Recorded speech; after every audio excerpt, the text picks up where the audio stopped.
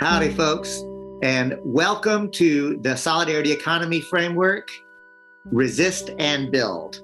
My name is David Cobb. I am on the leadership team of Cooperation Humboldt and also the co-coordinator of the U.S. Solidarity Economy Network, along with the panelist Emily Kawano, who is the other co-coordinator of the U.S. Solidarity Economy Network. I'm very excited to have you joining us. Please make use of the chat. A reminder that we are recording this session, that we know that we have hundreds of people already watching and literally thousands will be watching the recording as well. So we won't be soliciting conversation or doing breakouts in this session, but if you make liberal use of the chat, Farsad, Ruthie, and myself will be monitoring that chat, capturing it, making sure that your questions are answered by Emily. So without further ado, I'm going to introduce Emily Kawano. Emily Kawano is, it is fair to say, really one of the founders of what we understand as the U.S. Solidarity Economy Framework. She is one of the co-founders of the U.S. Solidarity Economy Network. She is an economist by training and has spent a large part of her adult life educating people about economics and popularizing and using popular education techniques to help people to understand complex economic theories and practices and really breaking it down for us. I like to say that Emily Kawano can break it down without dumbing it down. She went on to, as a co-founder of the U.S. Solidarity Economy Network, which is really growing across the country. Oftentimes I hear her say, the solidarity economy is a practice in search of a theory, as opposed to a theory in search of a practice. So without further ado, I introduce to you my colleague, my comrade, and my dear and cherished friend, Emily Kawano. Thank you, David. What a nice introduction. Okay, so I'm going to talk about what is the solidarity economy, just to make sure that we're all on the same page. I'm also going to talk about system change and sort of getting clarity about what is capitalism and what is post-capitalism, solidarity economy being a framework that is clearly post-capitalist in its vision. And why it matters. And then we're going to wrap up talking about sort of the way forward and strategies. We'll talk about resist and build. And I hope that David will just join us at that point because he's also been very involved in the whole resist and build initiative. So I am going to screen share. Let's see if this works. All right.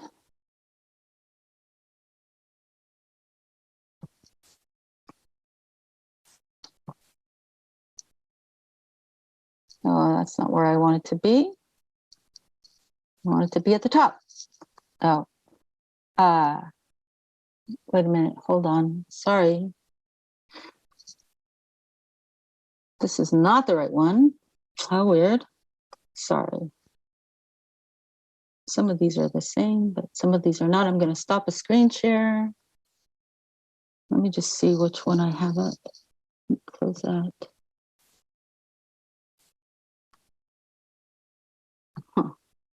All right, let's try that again.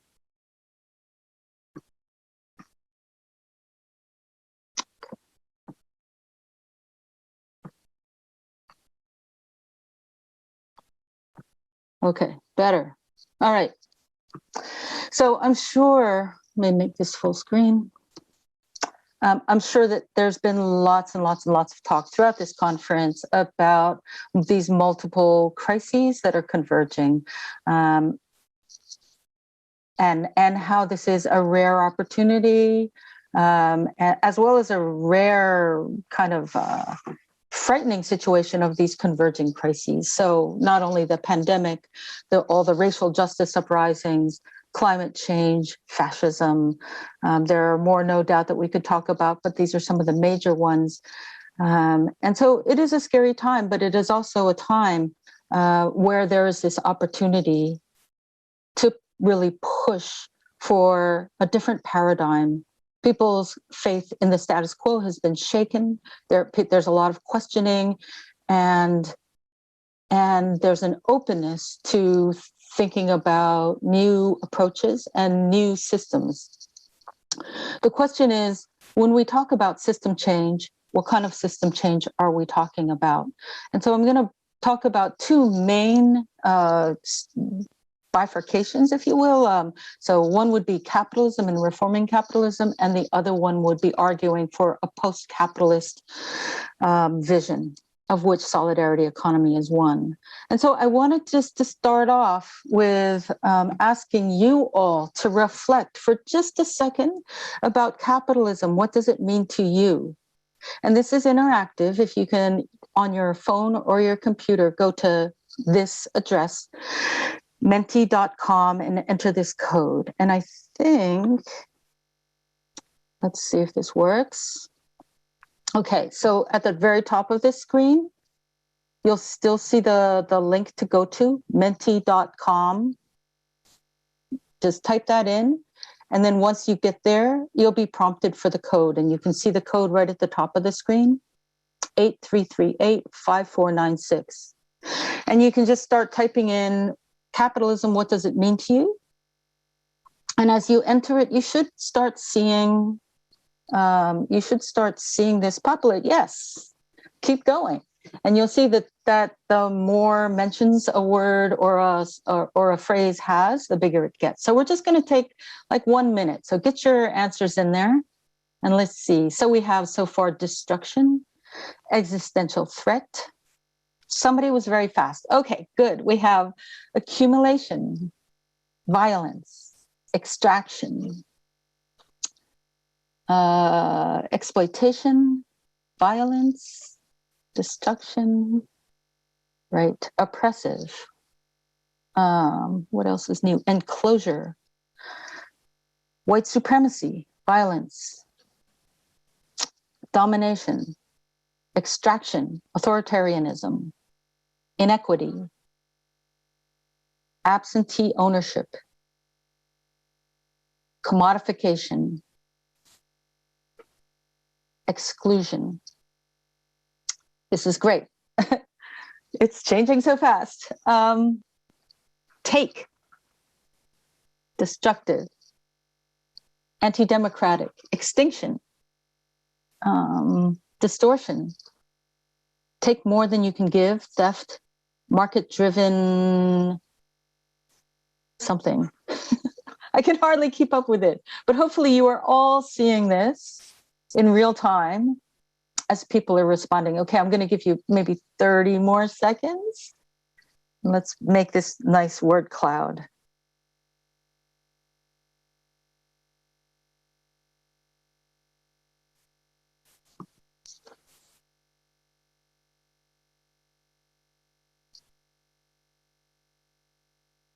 Maybe another 10 seconds or, yeah, a few more seconds.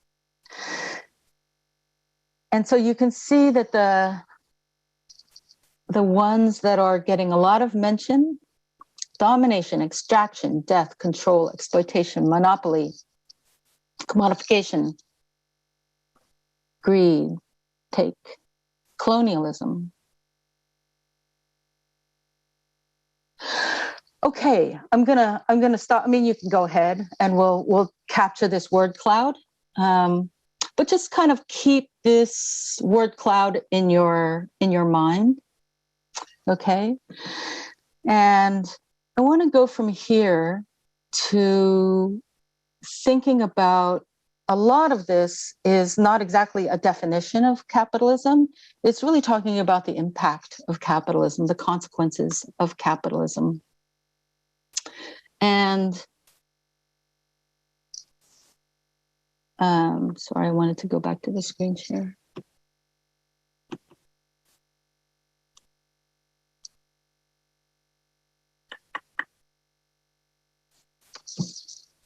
Oh, technology, I'd like to get rid of this thing here. Okay. All right.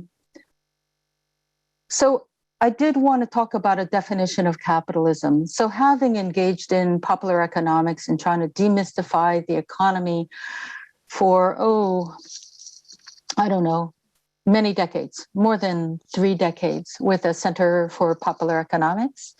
I know that often people say capitalism, it's just too complicated to define. We just can't agree. And therefore, capitalism kind of becomes really this mushy term that we just use. We in the progressive movement, the left just uses as a catch-all for anything that we don't like.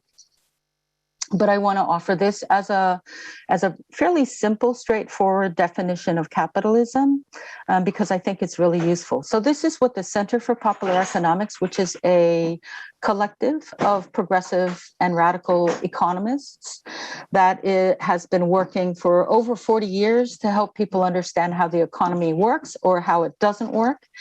And this is the definition that we've been using for well over 40 years that has stood the test of time.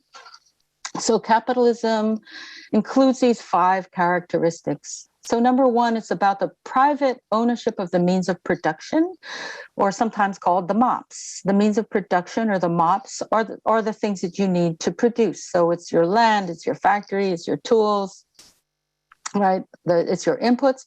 It's the stuff that you need to produce. So that private ownership of the means of production, those are your capitalists, right? Those are the owners. And then you have wage labor. So workers are hired to do the work. They do not own the means of production. So right there, you have the class struggle, right? Inevitably, you have class struggle, even though sometimes you have perhaps very kind and sharing capitalists. Nonetheless, the logic of the system is there is a class struggle between the capitalists that are trying to maximize profits and workers that are trying to better their situation. Okay, so that gets us to the 3rd bullet point, which is profit maximization is a top priority. The 4th bullet point is commodity production, which means that things are produced for profit and for sale. Right? Not necessarily for use or even what is socially useful, but what is most profitable. And the final bullet point is it's all mediated through the market, through market exchange. Things are bought and sold on the market.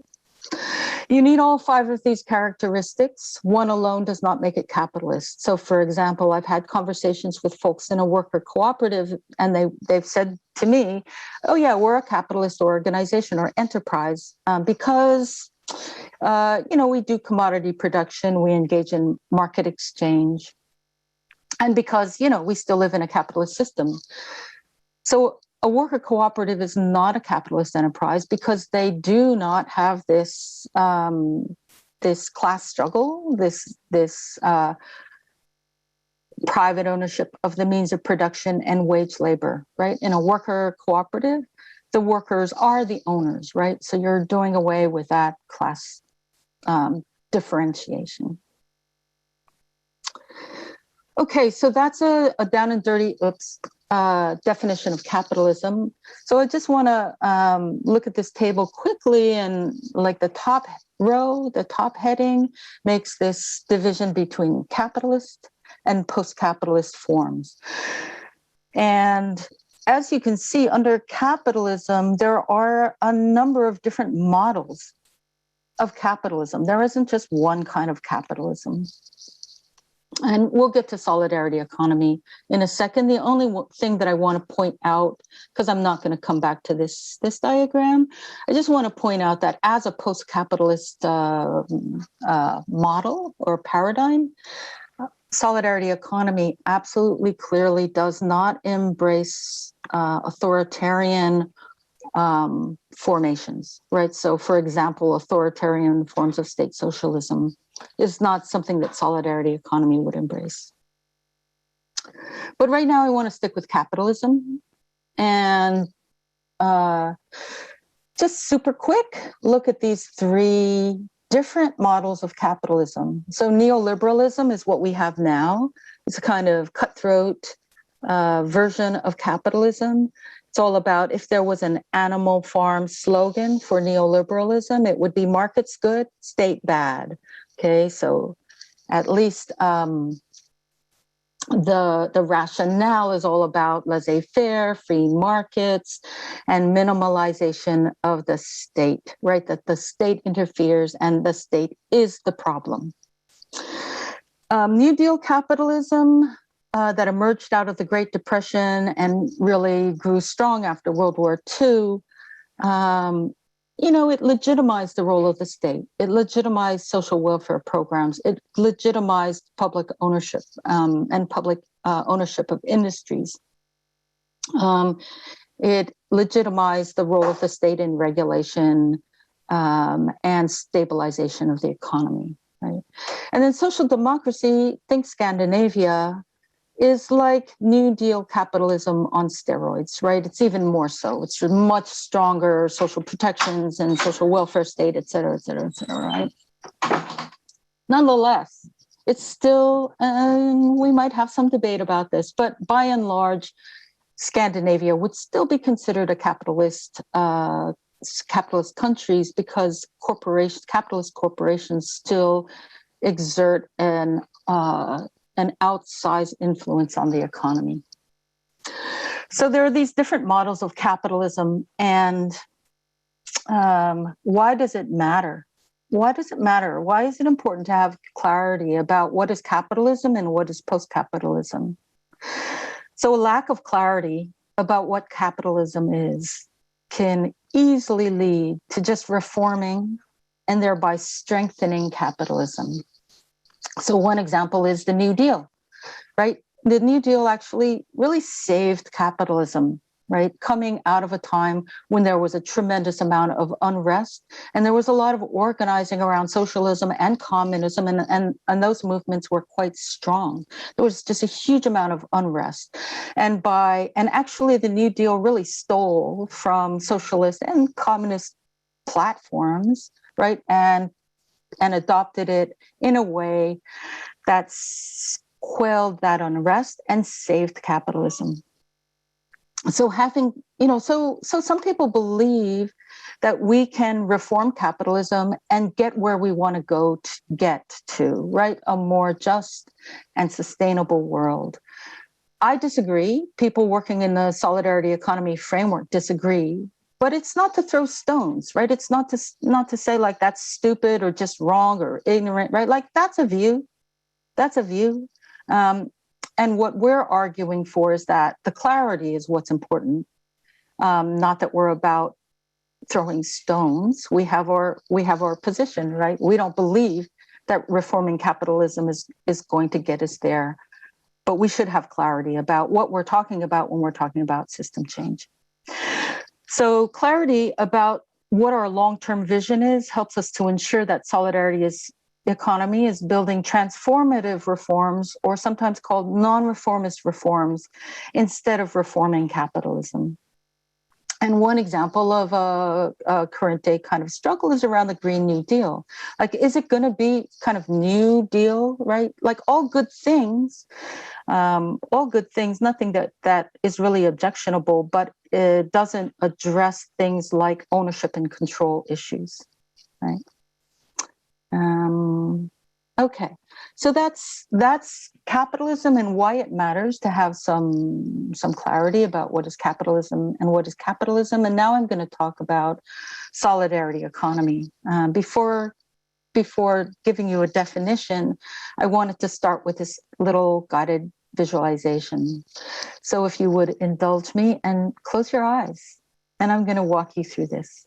Okay, so close your eyes. Take a breath in and imagine that your vision for a just and sustainable world has come to pass. Breathe in. What do you smell? What do you hear? What do you feel?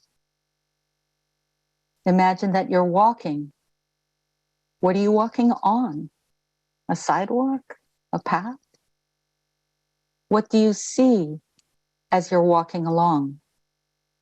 Do you see cars, bicycles, buildings? What kind of buildings? Do you see parks? What do they look like? Who is using them? People. Do you see people? Who do you see? Do you know them? So you arrive at your destination, whatever that might be. What have you come here to do? Have you come here to work, to visit, to volunteer, to shop?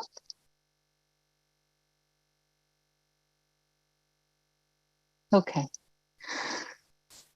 Open your eyes and think about that vision. Think about your vision of another world. And just hang on to that. And we're going to go back to that same Mentimeter, same code.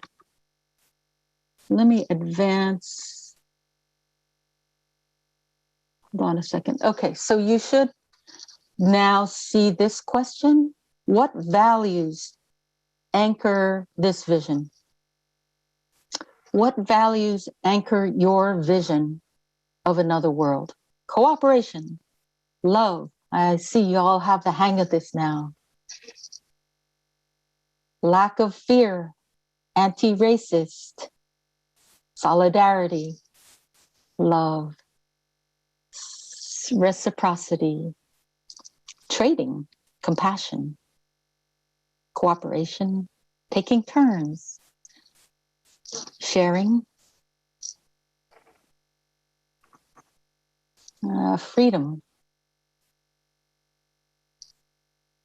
regenerative, elder value, respect, equality, sustainable, mutual respect, reality, equality, responsibility, abundance, visiting, variety, nature, caring,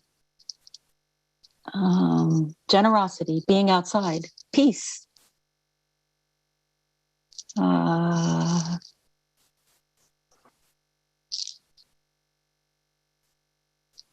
what's new here? Humanity, nature, giving, trees, integrity. Okay, maybe a few more seconds.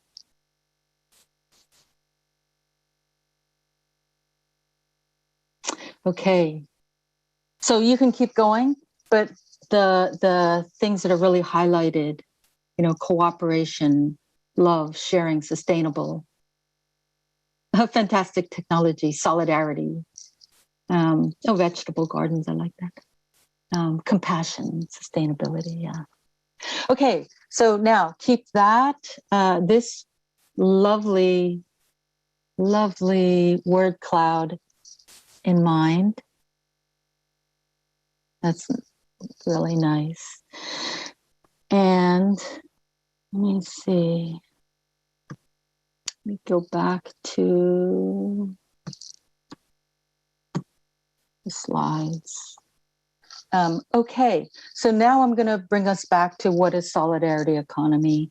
So solidarity economy is grounded in values. And you'll see that if you think about it and you took that word cloud, you'll see that it really resonates a lot. It maps well into these values. These are the 5 values that the U.S. solidarity economy uses.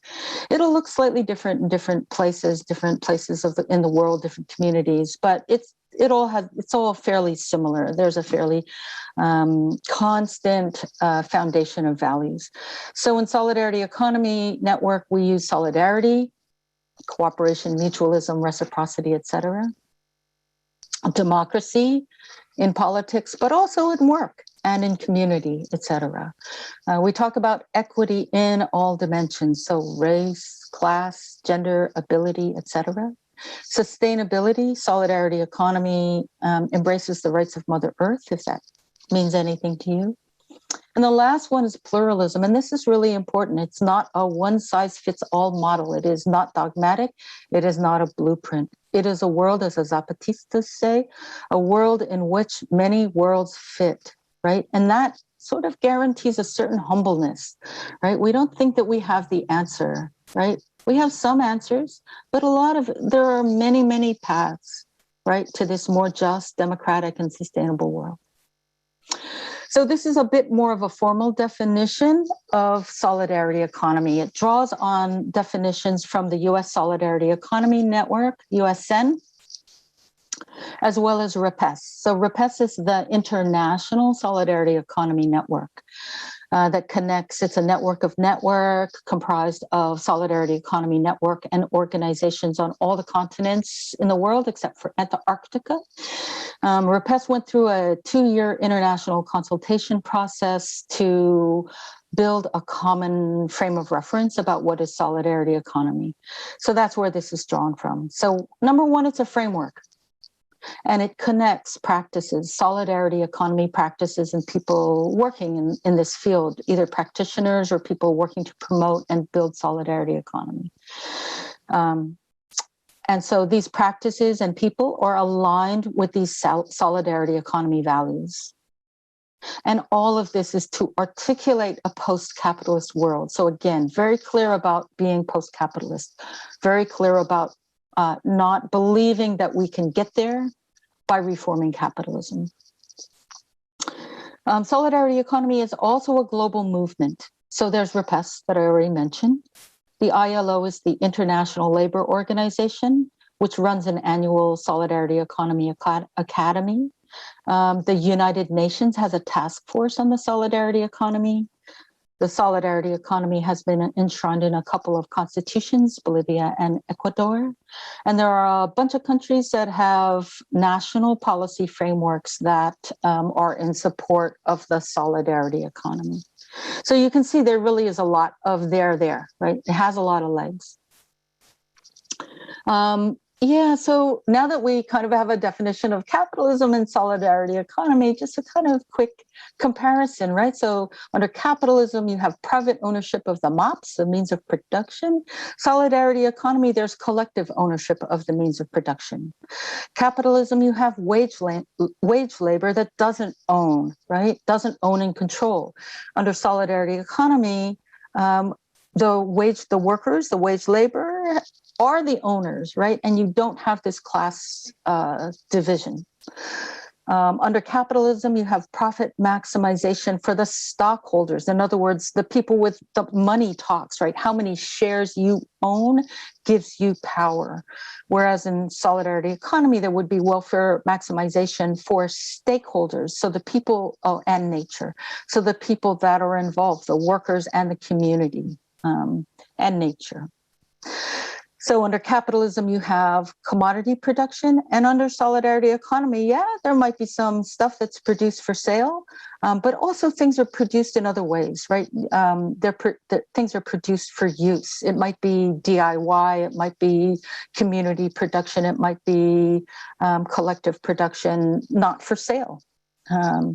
So non-monetized. And under capitalism, it's market exchange. And under solidarity economy, there might be markets. There's debates about whether there should be markets or completely wiping out markets, but it's a big tent, right? So let's have those debates. Let's have those rich debates. So markets and other forms of exchange, everything from gift exchange to sharing, to rebuilding common forms of the commons, right? Common forms of ownership, right? So lots of other forms of exchange than market.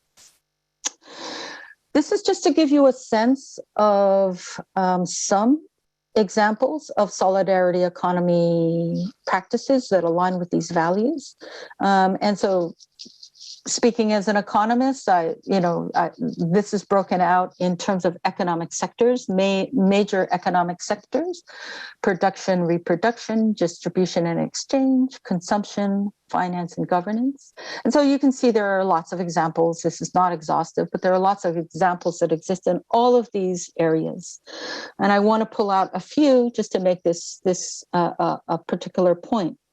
One, look at under production. We absolutely would embrace non-monetized care work, right? And non-monetized self-production, DIY, right?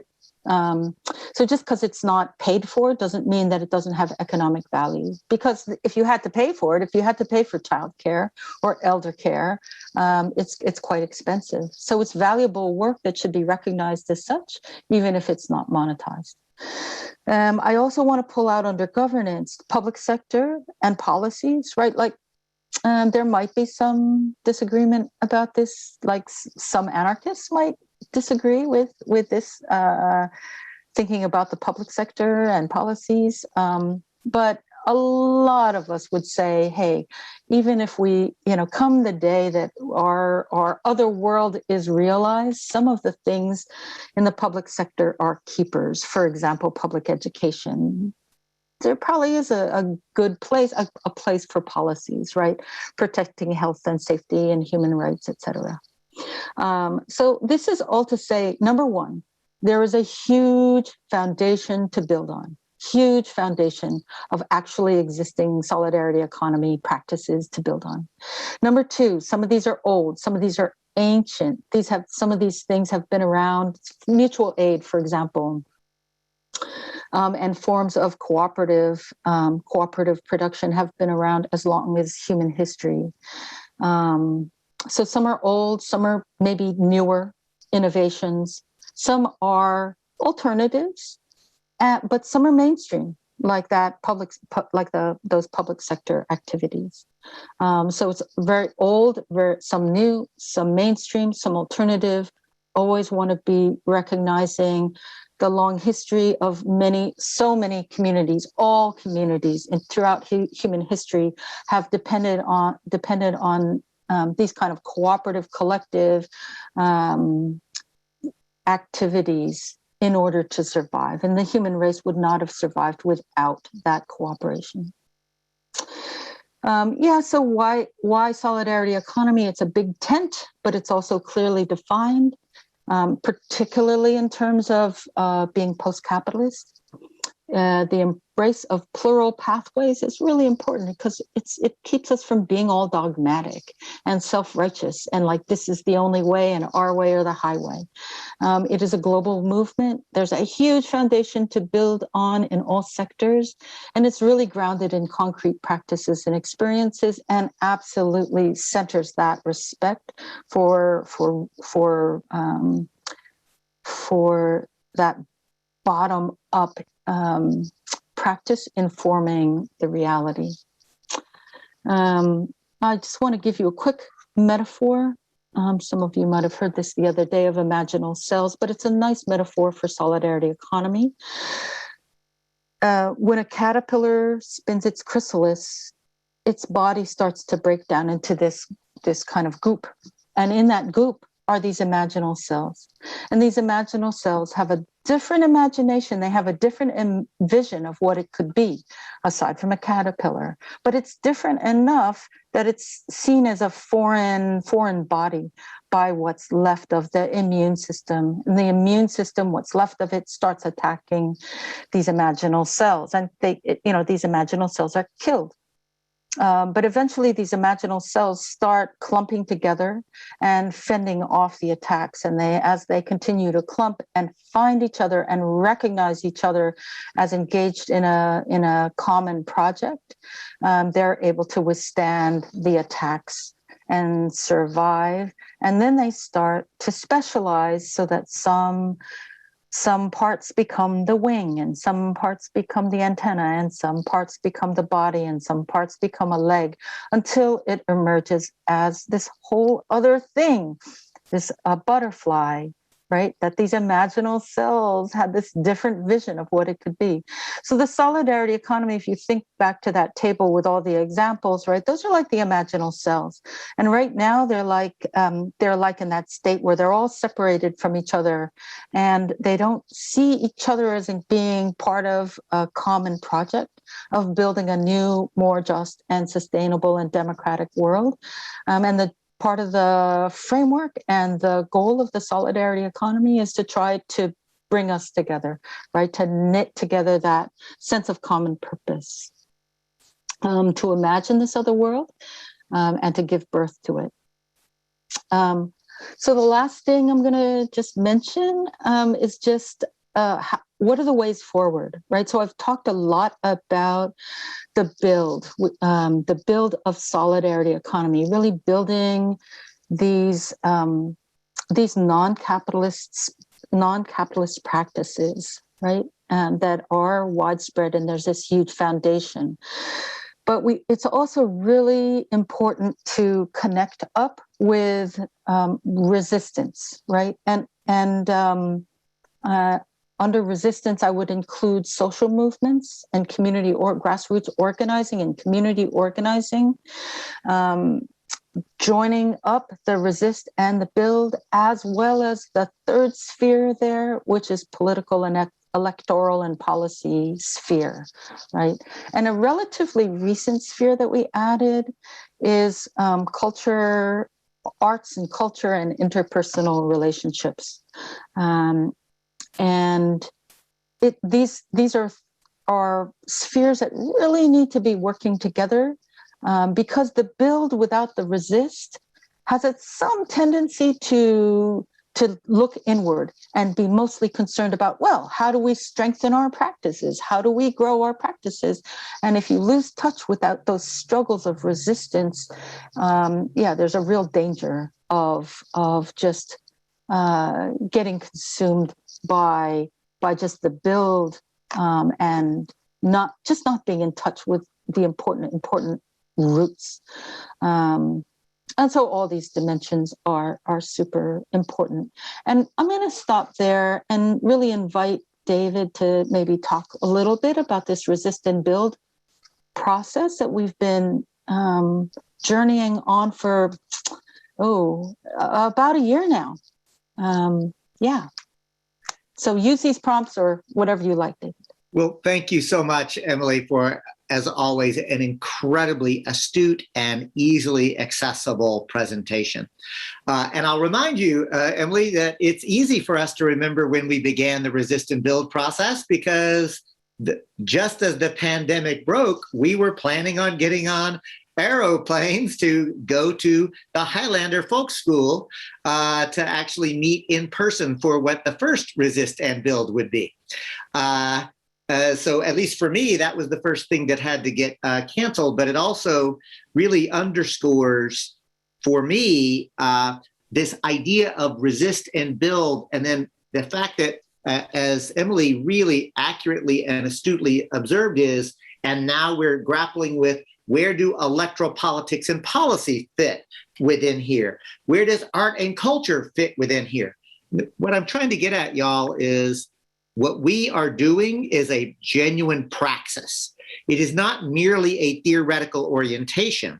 We have a theoretical orientation, to be sure. I hope it's very easy to see from this presentation that we are grounded in theory. And we are putting it into practice in the real world. And, whenever Emily and I are both co-op incubators, and we often sort of talk with one another and joke about about what it's like to actually try to incorporate both political education and the nuts and bolts practicalities of helping people to understand how to run a business in this capitalist framework. And so this notion of the resist and build, what I really want to underscore for me is that it gives me the opportunity to engage in folks who are both grappling with theory, and not out of a I'm right, you're wrong kind of way, but like literally a level of, I don't know how else to say it, Emily, but intellectual humility, but also a willingness to be really precise with language without being cutting. And at least as I've experienced it, folks are not looking to one up each other. Folks are not looking to just sort of throw out dogmatic principles, but to actually grapple with what's actually going on.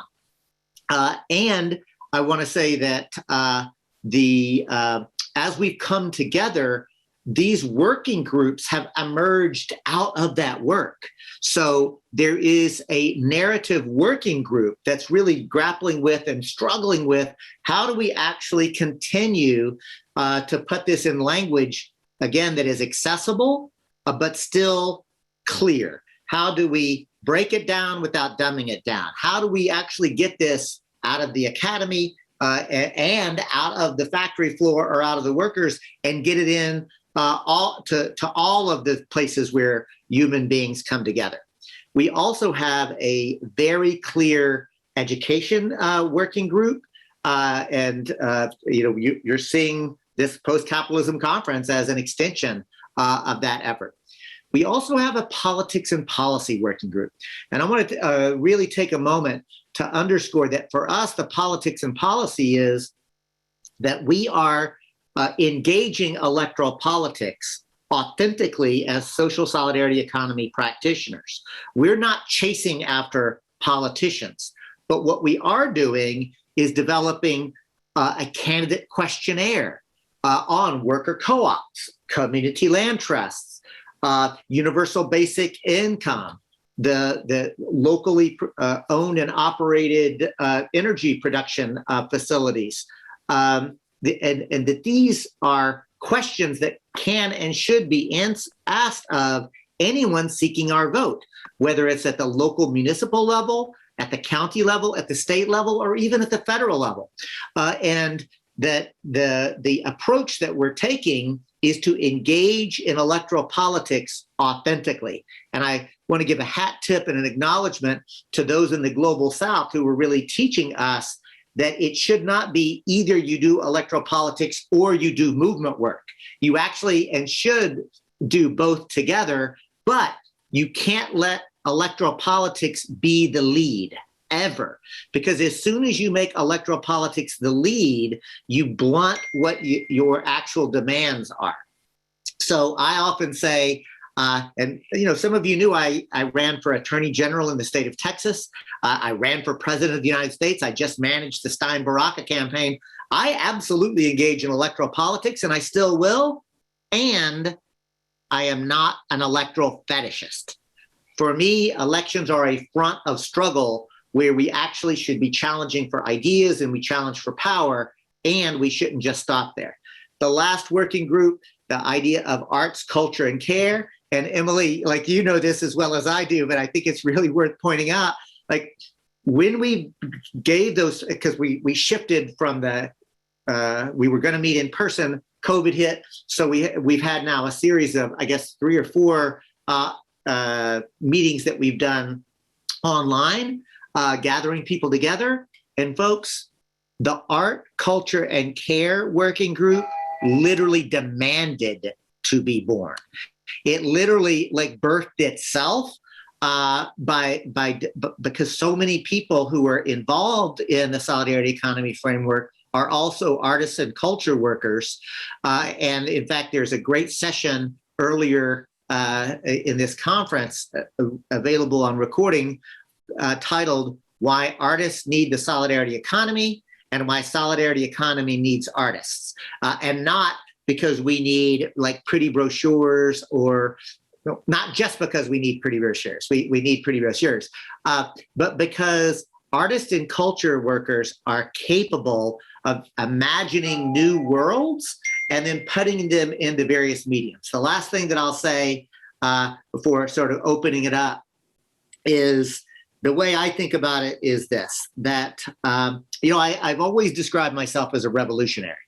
And I've said, I don't know, but I'm not an artist. But one of my great mentors, Bella McFarland, some of you here know Bella McFarland. She's 8 years old and the daughter of Tamara McFarland, one of my dear friends and colleagues.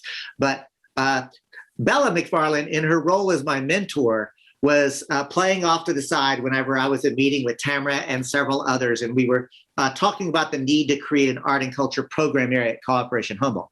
And she overheard me say, well, I'm not an artist, but, and playing without missing a beat, she shouted out, everyone's an artist, David, and went back to it. So I always ground myself in my mentor, Bella McFarland, who taught me that I too am an artist, and that it is only under capitalism that has taught me that the things that I do creatively are not art because I don't sell it as a commodity.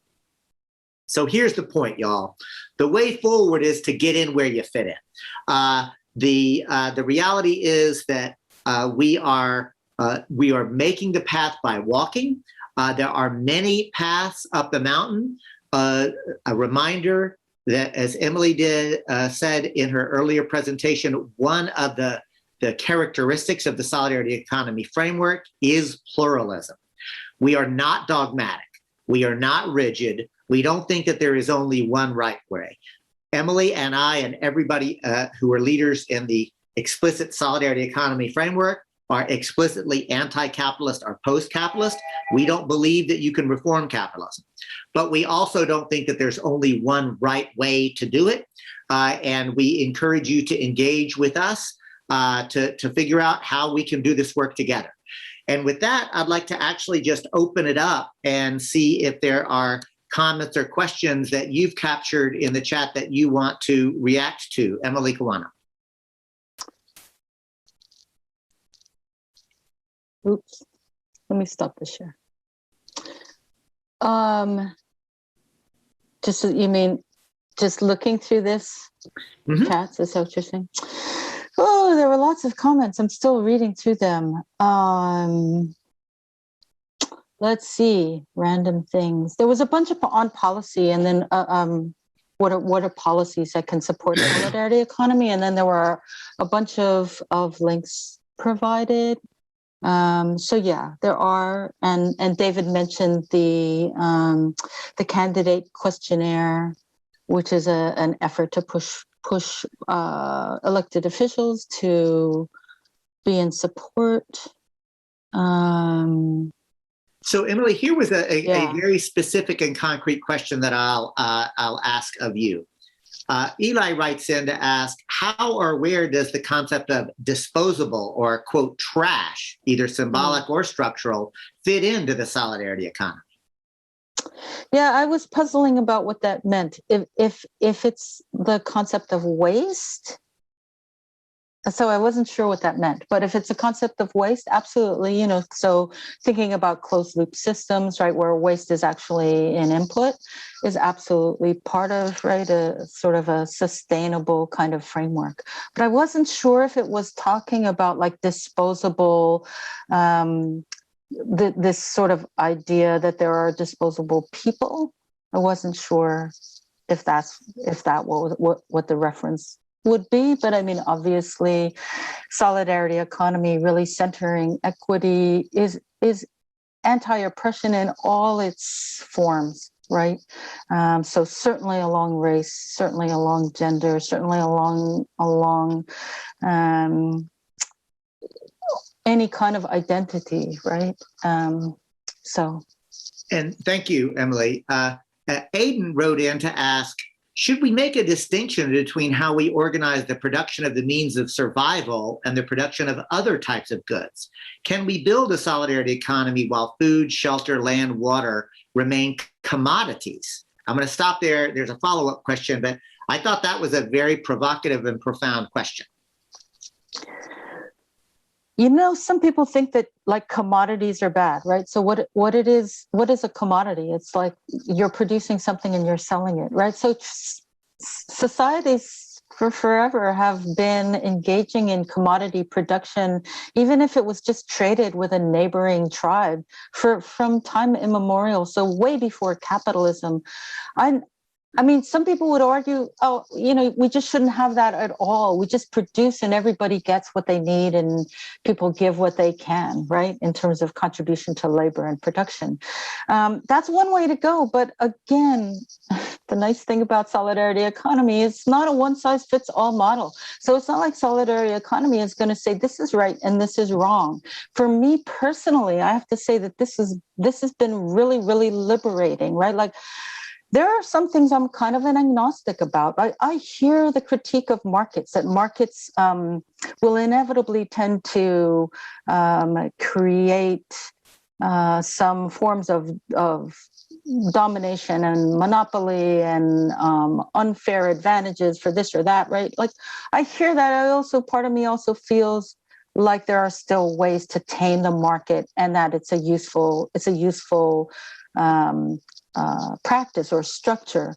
But this is, like, to me, the most exciting thing is let's have that debate. I just think it's exciting to like not see somebody that has a disagreement as an enemy, but we're in this together. Let's have that. It's an exciting debate to have. I mean, let's bring back like the richness of having disagreements and still being in solidarity. I think it's really important. So I personally don't have a problem with commodity production. I think, we live in a society where the pressures of trying to meet your basic needs is really, really, really, really tough, right? But all the more reason to be trying to create not only ways to survive by, earning enough so that we can purchase some of that, but also thinking about livelihoods.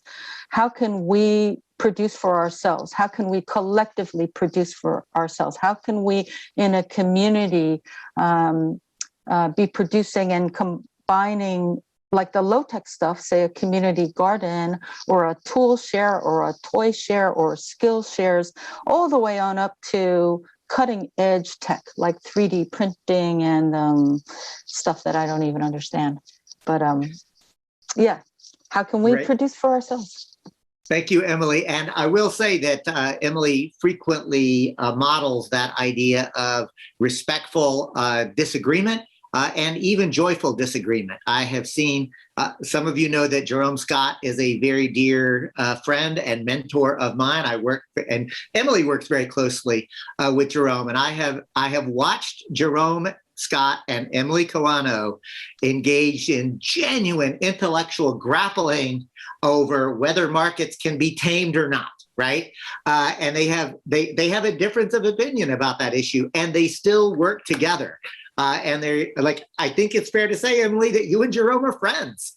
So this idea that we have to actually beat down anybody who disagrees with us is, I think, a fundamental mistake. The second thing that I want to add to that incredibly profound and provocative question is this. I am not against commodity production as a broad statement. I will say this. Anything that is a human need should not be a commodity, period, full stop, because that means you buy and sell it at a profit, and profit has no place in anything in which we are actually dependent upon. That's why I actually believe that we should talk about access to safe, nutritious, culturally appropriate food is a fundamental human right. That healthcare is a fundamental human right. That education is a fundamental human right. That things that are as a lawyer, what I know is this: if you have a fundamental right to something, and it is somehow being you are denied the access to that thing, then you have a remedy under law. You can say, I'm going to sue a local government, a state government, a federal government, because my rights are being violated. So there is a way of understanding that human needs actually should not be subject to the profit motive. Like many of you have heard the phrase, right? Human need, not corporate greed, or putting planet and people before profit. See, those are not just slogans. Those are the condensed nuggets of the essence of, for us, what is the solidarity economy. I'm going to go to the next question that comes in from Joe Ramsey, who says, I wonder if folks are familiar with or make use of Eric Olin Wright's excellent, short, accessible book, How to Be an Anti-Capitalist in the 21st Century. His concept of eroding capitalism through a variety of strategies. Oh, and he's holding it up for those of you on the Zoom watching live. His concept of eroding capitalism through a variety of strategies and approaches seems in many ways parallel to the thinking I'm hearing from Solidarity Economy Works. I'll just say, so Eric, I knew Eric before he passed away. He invited me to what was then known as the Midwest Scholars and Activists Forum that the Haven Center did. So thank you for bringing Eric Olin Wright into this conversation. I know his work, I know that book, and I think he was actually a brilliant thinker. Emily, I'm wondering if you know of Eric's work or that particular book. Not that particular book. I know his work. I've used it in classes. I think it's very, very, very aligned. I mean, there are a lot of sort of competing ways to talk about paradigms or models that are really similar to solidarity economy. I think solidarity economy would embrace all of that, right? It's a big tent. So yeah, I mean, building within the shell of the old, right? I have a friend from Brazil where the solidarity economy was very strong, has been under attack, but he talked about the termite model, right? So just eating away within capitalism and building these non-capitalist practices to the point that what's left standing, it just can go poof, like just collapse, right? Because it's just been eaten away. So yeah, I think there's total resonance there. Chris writes in with a very short and very provocative question. Is the practice of communism solidarity economy? So some of them, absolutely. Absolutely. Like I said early on in that slide with capitalism, post-capitalism, right? Solidarity economy would reject authoritarian forms, right? Like because democratic participatory democracy is one of the core principles. So yeah, I mean, and I understand why actually existing communism in many ways was forced from being, immediately attacked and undermined and tried, the attempt to stamp it out, right? Like did possibly necessitate authoritarianism. I'm not sure that's the only reason. But yeah, I mean, there are aspects of communism, absolutely, and principles, absolutely, that are held in common. But authoritarianism, no, that does not square with solidarity economy. Thanks for that astute answer, Emily, and I think I completely agree with you. Remember that the idea of the state ultimately fading away literally is solidarity in practice. That is the prediction anyway. And for me, I am now and always have been an anti-authoritarian leftist. I do not subscribe to this idea. So I'll just stop there. Though, thank you for that question because we're running out of time, and I want to make sure to get to some of these other comments and questions. Jack writes in to ask, how do we get the majority of those working on a better world to participate explicitly in the solidarity economy? Emily? That's a good question. So how do you participate in the solidarity economy? So there are practitioners, and it's just fine that they continue to do what they do, right? They continue to be part of a cooperative or run a CLT or help to support mutual aid or develop community production, et cetera, et cetera, et cetera. So there is just a practice. It is really in all those spheres and all those practices in all those sectors, there are a lot of folks that have no interest in a transformative vision. Right. So credit unions, for example, are a really good example, right? Credit unions have become so mainstream that many credit unions they're small little banks, right? And they might be a little bit more closely connected to the community, but they don't have any transformative vision. That doesn't mean that there isn't potential there, right? To reach out and try to shift that thinking and do some political education with those sectors.